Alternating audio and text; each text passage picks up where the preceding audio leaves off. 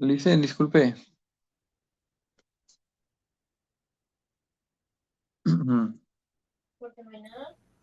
Creo que no Son- está todavía la Lice. Había estado con el micrófono apagado. Perdón, Andrés, dígame. Ya, Licen, una sugerencia, no sé. A Sí, ver sí, dígame. qué posibilidad hay. En vista de que tenemos ese trabajo, esa tarea de los criterios diagnósticos para el lunes, ¿cierto? Sí, Yo quería hacer una propuesta, no sé si mis compañeros están de acuerdo y si a usted le parece. ya. O sea, con todo respeto. Me gustaría algo así, ¿qué tal que si hacemos un cronograma, por ejemplo, para la otra semana, digamos un ejemplo, el lunes trabajamos los trastornos de conducta, un ejemplo. Entonces, los que tienen que ver con conducta, entonces trabajamos. Eh, Podemos poner un caso de ejemplo. Y ya sobre ese caso, trabajamos todos los criterios que tenemos, los que hicimos en la tarea, los criterios para ese tipo de trastornos. Y ¿Quiere, ponemos quiere un caso para cada trastorno? sí, un caso como que sea genérico, como que nos pueda servir para, de forma genérica, ¿sí? Entonces, decimos, por ejemplo, bueno, un día, el TEA. ¿Cuáles serían los principales criterios del TEA? Y hacemos como un listado de criterios principales, los más importantes, que nos sirvan para identificar en el examen. Hacer como Excelente. un listado de cuáles serían las probables comorbilidades o diagnósticos diferenciales. ¿Cuáles serían los test o pruebas más importantes en estos casos que se deberían tener en cuenta? Y una sugerencia de cómo se abordaría un tratamiento. Entonces, y Ya. al día siguiente agarramos otra categoría, la del el TDAH, un ejemplo. Ajá. TDAH y las posibles variables, y hacerlo así, o sea, como toda Eso, la semana. eso, eso lo tenemos en los últimos temas. En los últimos temas, eso los tenemos listos ya, pero si gustan, lo podemos adelantar. O sea, yo decía como hacerlo en cada clase, trabajarlo de esa forma para que tengamos Ya. como un panorama más claro de cómo se abordaría cada caso, o sea, cómo se abordaría cada trastorno en caso de que nos toque en el examen. ¿Cómo se Exacto. abordaría? ¿Cómo podríamos nosotros tener como esa vista clara bueno, esos son los criterios, apunta para tal trastorno. Y ese trastorno, tenemos tales pruebas, entonces, o sea, ya uno tiene como de una forma más general cada uno y lo podemos abordar mucho más fácil, creo yo. No sé si les parece, Exacto. Esas son ya las próximas clases. Después de cognición tenemos emoción y después aplicación en la educación especial. Esa ya la tenemos en las dos próximas clases. sí, está bien. Yo lo decía porque como ya la otra semana nos queda solamente los Sí, 5 días de la entonces, próxima semana.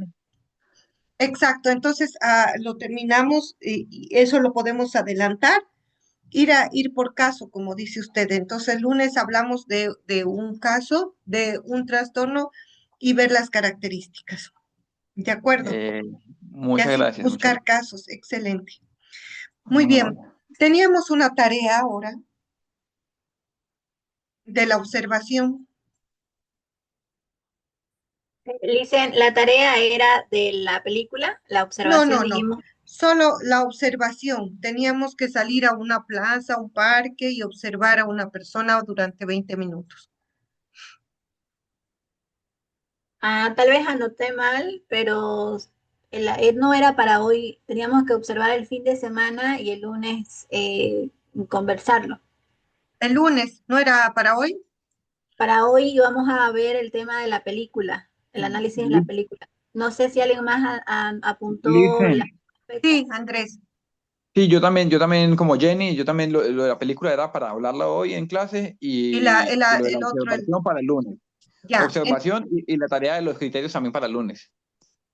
ya. Entonces, eh, la película, a ver, ¿qué les ha parecido la película?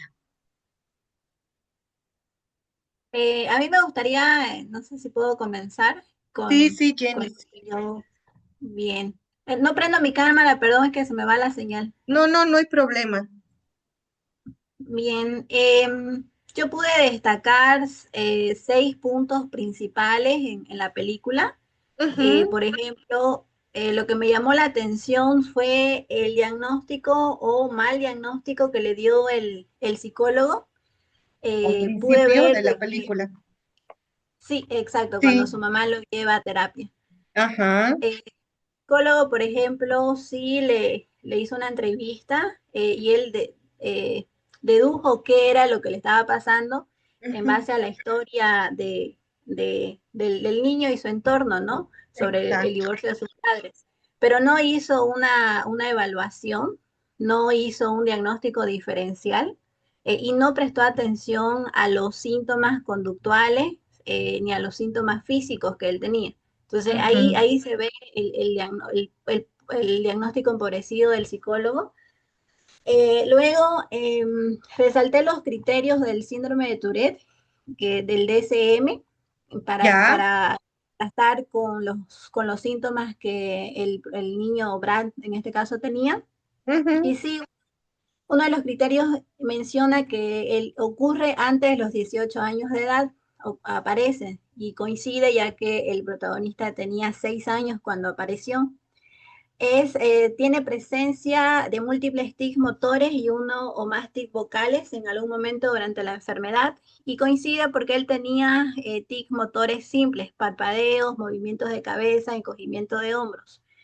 Y el tercer criterio del DSM serían los TIC pueden aumentar o disminuir con frecuencia, pero han estado presentes por más de un año desde la aparición del primer TIC.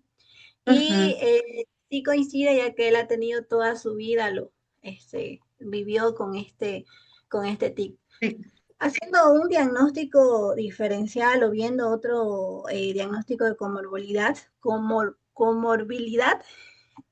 sería la ansiedad, ¿no? A él sí, cuando estaba en la escuela estaba muy inquieto, quería salir rápido, se ponía nervioso, movía las manos, no presentó ninguna dificultad o no noté que tenía dificultades del aprendizaje, más bien sí tenía muy buenas notas porque él se esforzaba el doble.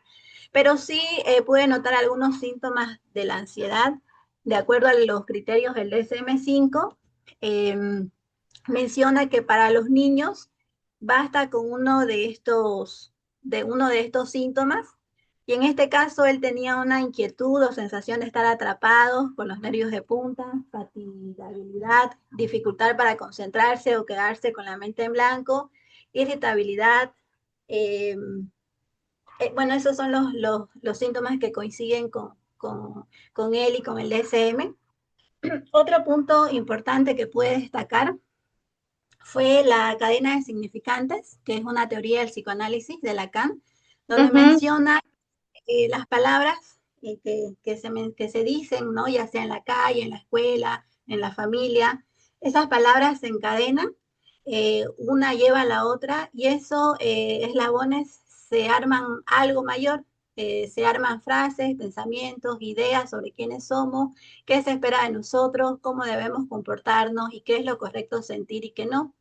En este caso, la cadena significante se ve claramente cuando sus amigos le dicen fenómeno, su hermano le dice bobo, ¿no? ujú, Eh, Algo importante de que él, a pesar de esos significantes, él se agarró de uno, ¿no? Que era el que le decía a su mamá, que ajá, eso fue clave para su desarrollo. Y a diferencia de la relación con su padre, que su padre sí, él no le tenía paciencia, como él mencionaba, y a pesar de que con el diagnóstico sí creyó que era un trastorno, a pesar de no haber creído en él, es decir, que con el miedo de que no se pueda desarrollar. Ahora, analizando la actitud del padre, lo asocié con la teoría de Blanca Núñez. Ella en su libro de la familia con discapacidad señala que la familia vive un duelo simbólico, que es la pérdida del hijo deseado y tiene que atravesar el proceso de la aceptación del hijo real. Eso es lo que ujú, le sucede a ambos, ¿no? Al padre y a la madre, solo que lo manejan de manera distinta. Entonces el padre no es que no lo quisiera, lo rechazaría, sino que él estaba viviendo el duelo de querer un hijo o de haber deseado un hijo y tenía que aceptar al hijo real, que al final, después de mucho tiempo, lo puede realizar. Y lo que hizo Brad, también me pareció importante porque lo menciona Blanca Núñez en su libro, que es resignificar la crisis, porque Ujú. él resignificó el Tourette, de hecho lo llama maestro, ¿no? Sí, Entonces, inclusive hay una parte muy, muy bonita de los diálogos donde menciona que él no tiene, o sea, que él todo lo ha logrado, no a pesar del Tourette, sino por el Tourette, porque él logró resignificarlo y esforzarse más o el doble para obtener todo lo que pudo lograr. Y algo importante también como un punto número 6 sería la teoría del aprendizaje. Él tuvo un profesor que fue el rector de su segunda escuela que lo inspiró. Y así como su profesor lo inspiró, él también era de inspiración para otros niños. Esto yo lo asocié con la teoría de Carl Rogers, que principalmente dice que el aprendizaje centrado en la persona propone una educación basada en el respeto, la empatía y la autenticidad del docente. Cree que el aprendizaje ocurre cuando el estudiante se siente aceptado y motivado intrínsecamente. Entonces, lo asocié con esta teoría. Esos serían los puntos que pude. excelente, excelente. Y eso de ver cómo la ansiedad también le influye mucho, porque cuando él salía a exponer o cuando él se presentaba ante el público o ante un examen, le venía más sus crisis, ¿no? Estos movimientos involuntarios y estos ruidos, ¿verdad? Sí, Muy bien, Jenny. ¿Alguien más quiere aportar? Y como decía Jenny, el diagnóstico del psicólogo lo ha perjudicado mucho al niño y ha sido la madre quien tuvo que investigar y decir ella, ¿no? ¿Cuál era el trastorno que tenía el niño? Lo ha llevado a muchos centros, pero no. Y si no era la motivación de la madre, también este niño hubiera sido muy frustrado. Sin embargo, no solo en estos casos hay niños con motivación. Nosotros mismos tenemos en la familia, en nuestro entorno, personas que son motivadoras para nosotros, ¿no? Y hay que siempre ubicar a esta persona que es la persona motivadora para para poder ayudar o intervenir con esta persona para ayudar al niño. Excelente. ¿Alguien más? Licen, Les llamó la atención? ¿No les llamó la... yo, Andrés, yo quiero aportar un poco ahí, pues, un comentario. Me sí, parece muy importante y muy interesante cómo este joven primero reconoce que tiene esa dificultad, que tiene esa enfermedad. ujú, Él necesitaba nombrarla, él sabía que la tenía, pero necesitaba un nombre para ella y necesitaba conocerla. Entonces, la nombra, sabe cómo se llama, dice, es mi amigo. Ya sabe que es su amigo y se apersona de ella. Cómo se informa, aprende todo lo que tiene que aprender de su enfermedad para después él mismo educar a la gente a su alrededor. Entonces, es muy exacto. importante eso, como él, en lugar de, ¿cómo se llama esto? De sentirse como inferior a los demás, como es que soy enfermo, no, él se apersonó totalmente, se dispuso a aprender todo lo que necesitaba, informarse todo, pues inclusive cuando llega al colegio le dicen, ay, ¿cómo va a trabajar usted con una enfermedad? Él dice, no, es que yo les voy a enseñar a los niños, o sea, qué es lo que tengo. Y él les enseña primero, les enseña qué es lo que pasa, y llega el punto en que llega hasta reírse de la misma enfermedad. Él lo toma ya de una forma bastante positiva, porque hasta se burla de sus síntomas de una forma pues muy amena, muy agradable. Ujú, Entonces, interesante eso para un tratamiento, cómo hacer que la persona no se revictimice, sino que en cierto modo se potencie a través del conocimiento de lo que tiene y pueda llegar al punto de aprender a convivir con los síntomas de una forma en que no le afecten la vida cotidiana. Exacto, ¿verdad? Y esto del aprender de su enfermedad fue gracias a su madre, ¿no? Entonces, tanto la madre como el niño han sido los que informaban al entorno qué era lo que tenía, ¿no? Porque el papá lo frustraba, él quería otro tipo de hijo, y el hermano también era muy, ¿no? Era muy capaz, entonces él se frustraba con eso. Sin embargo, la mamá no le dejaba y hasta el último, cuando él buscó trabajo, ya se estaba rindiendo porque en ningún lado le daban, ¿se acuerdan? Y su mamá Lo le dice, ¿te importante, vas a dejar vencer? ¿No? lo importante de no generar en el niño la discapacidad. O sea, no Ajá. tiene una enfermedad, pero eso no lo hace un discapacitado, sino que usted Mm, tiene que buscar de salir adelante con lo que tiene. Y eso fue como lo que la mamá siempre le impulsó. Bueno, a pesar de que tiene una enfermedad, usted puede hacer las cosas y tiene que salir adelante. Y él tomó como ese ejemplo y él nunca se sintió discapacitado. Él siempre sintió que podía hacer las cosas y que las iba a hacer a pesar de. Entonces, eso es como que lo veo yo como algo muy importante porque muchas veces la familia le dicen, ay, es que su hijo tiene TDAH. Y entonces la familia arma ¿cómo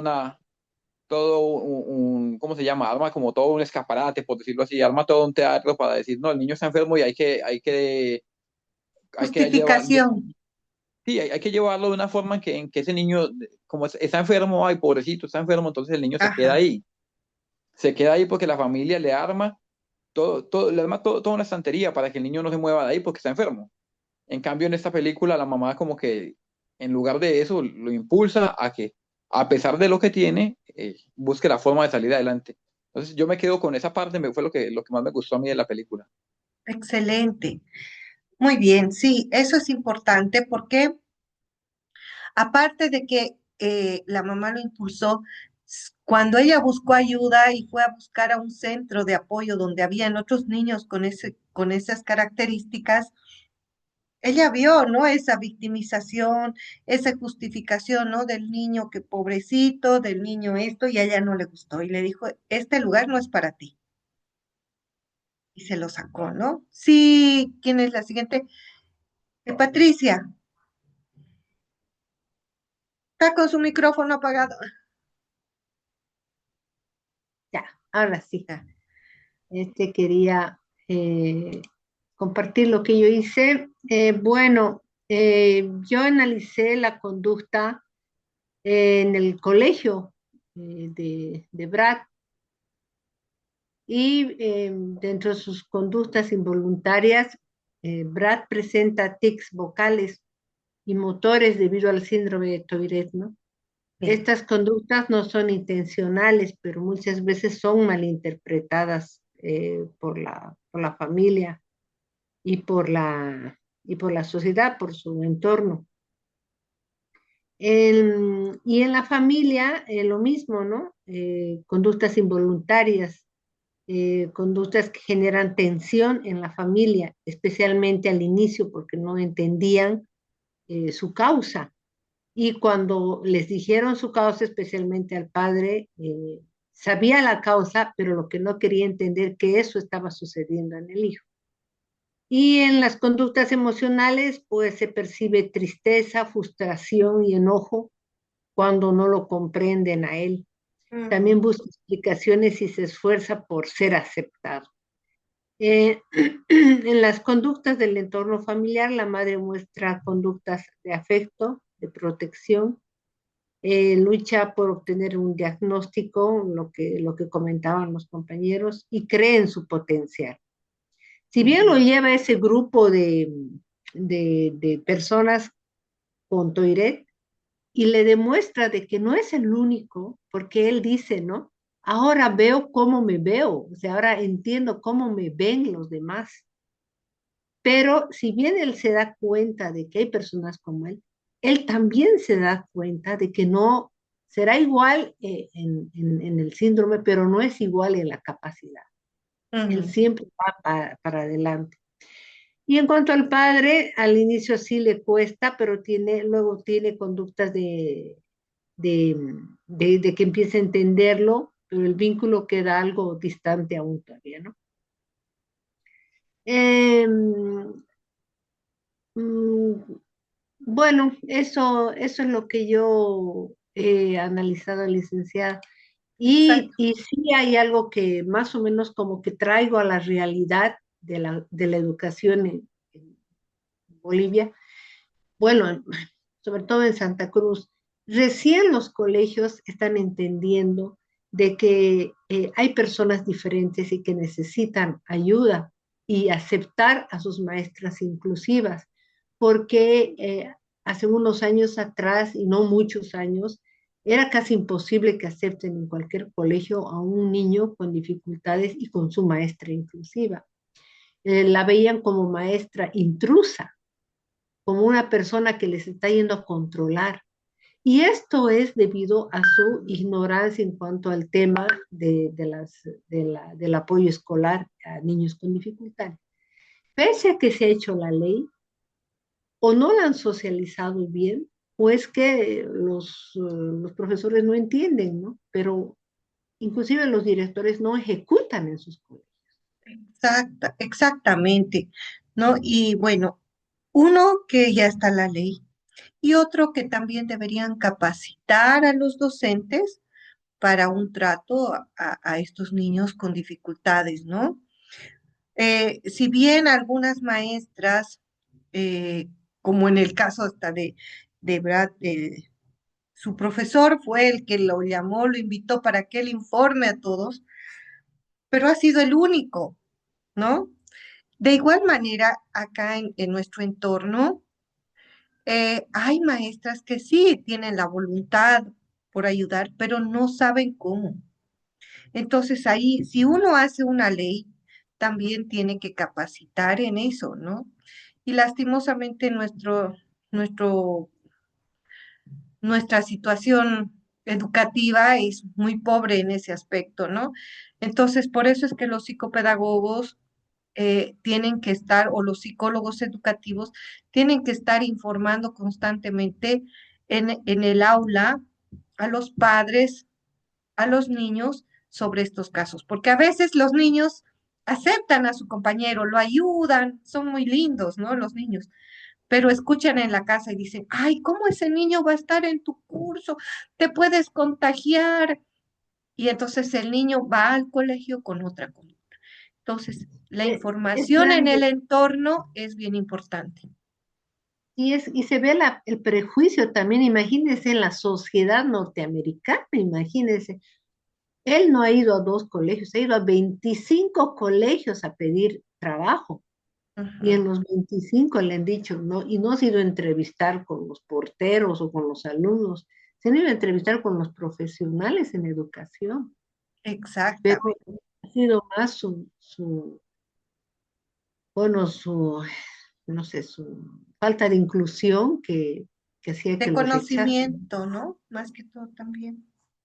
Porque él les explicaba, mi síndrome de Tourette es así, ¿no? Y les explicaba, pero muchos se asustan, ¿no? Lastimosamente es esa la poca información que tenemos.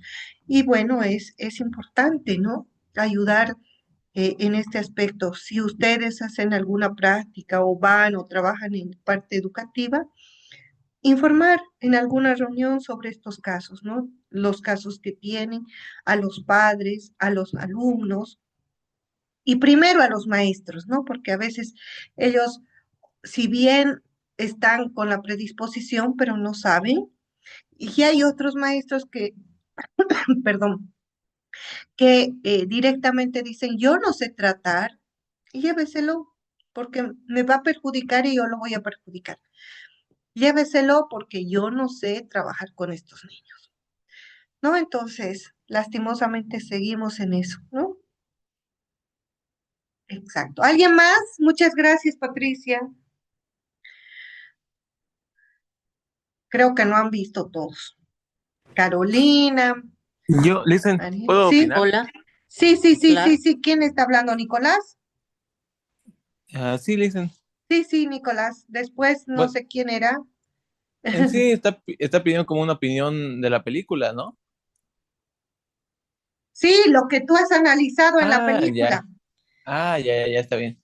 Es que no escuché bien la instrucción. Pero sí, dicen, Mm. como, bueno, yo le comento que la película la vi hace 3 meses, antes de que usted la haya enviado, porque igual me apareció como en un fragmento, en un video de TikTok, y me pareció Ajá. interesante, la busqué y la verdad, muy buena actuación de la persona que interpreta el síndrome de Tourette, pero lo que más me gustó fue la relación de cómo lo mostraron en la afectación del niño, digamos, y cómo digamos, el niño no entendía de cierta forma qué es lo que tenía, porque él decía que era innato, pero muy bien el padre tenía ese conflicto de decir que eso no era innato, digamos, que eso lo hacía como para hacerse la burla o que Mm, era algo de la niñez, pero como lo hacía tanto y repetidamente, pensaron que ya era un signo bueno, me imagino de malcriadeza, pero el niño decía que era innato, o sea, pero cómo el padre no, no tenía ese tanto de creerle al niño de lo que decía, ¿no?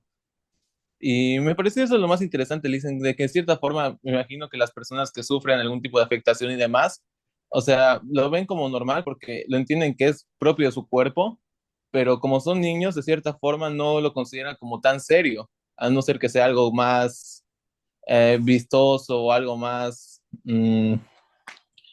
como que se rompa un brazo, digamos, que sabes que el brazo está roto porque está partido, pero como son esos signos un poco más de movimientos, de inquietudes, de sonidos y demás, considero que eso es lo que más me llamó la atención, dicen, de cómo lo muestran, primero cuando es niño y cómo él decía que le salía innato, digamos, pero él no veía el problema, sino que ya era un problema para sus papás y demás, pero también el niño no podía parar, él decía que era como si estuvieras, si no te mal, era como si tuvieras hipo, pero no pudieras ujú. pararlo nunca, digamos. Esa analogía fue la que me gustó.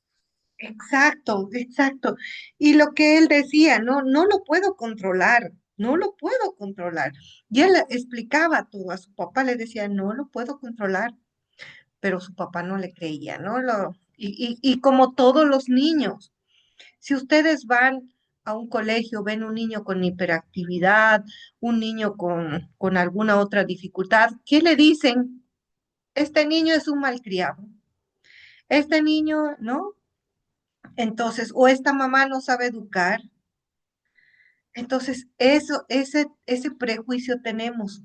Vemos a un niño que tiene alguna dificultad y ya pues le tachamos como niño malcriado, lastimosamente, ¿no? Sin embargo, estos niños están gritando, ayuda, ayuda, y los frustramos, ¿no? Los frustramos. Y hay dos tipos de rechazos en la familia. Un rechazo es la sobreprotección, que no les dejamos hacer nada, como decía, no sé si Andrés. Entonces, no, no, es que es mi hijo hiperactivo que no haga esto, o que mi hijito esto no va a poder, o que mi hijito se porta así porque es hiperactivo y justificamos la conducta en vez de educarlo. O el otro rechazo es que no les prestamos la atención necesaria. ¿No? Y los tenemos ahí sin apoyo, sin darles una motivación, sin que ellos salgan adelante y se puedan eh, manejar por sí solos. Y ese tipo, esos dos rechazos tenemos con los padres, por eso es que se tiene que trabajar y concientizar mucho en los padres. ¿Alguien más? Buenas Lady. noches. Sí, Buenas noches, yo, Lady. bueno, yo abordé esta película en base a 3 puntos. Uno, como estudiante; dos, como docente. Em, Ujú, Evidentemente, como estudiante, se podría decir que tuvo una discriminación temprana, ¿no? Entonces enfrentó burlas, castigos, la interpretación de sus TIC estaban asociados o estaban diagnosticados como mala conducta.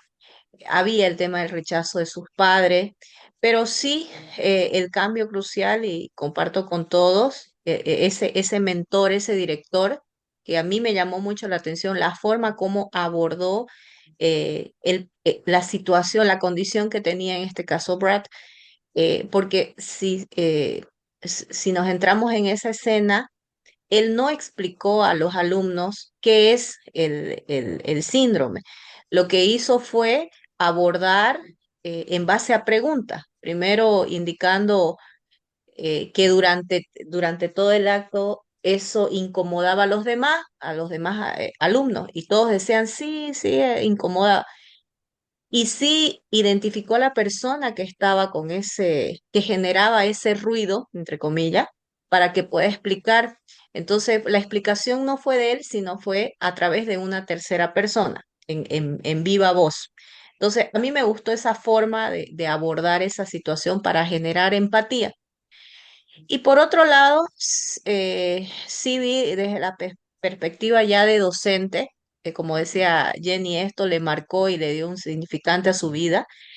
eh, Él tradujo eso en la docencia y sí tuvo unas barreras laborales, ¿no? Como decía Patricia, fue rechazado por 24 o 25 escuelas, ¿no? Y que los directores asociaban este TIC proyectando como una incapacidad para enseñar, ¿no? Ignorando todas las competencias que él había asumido en el nivel pedagógico.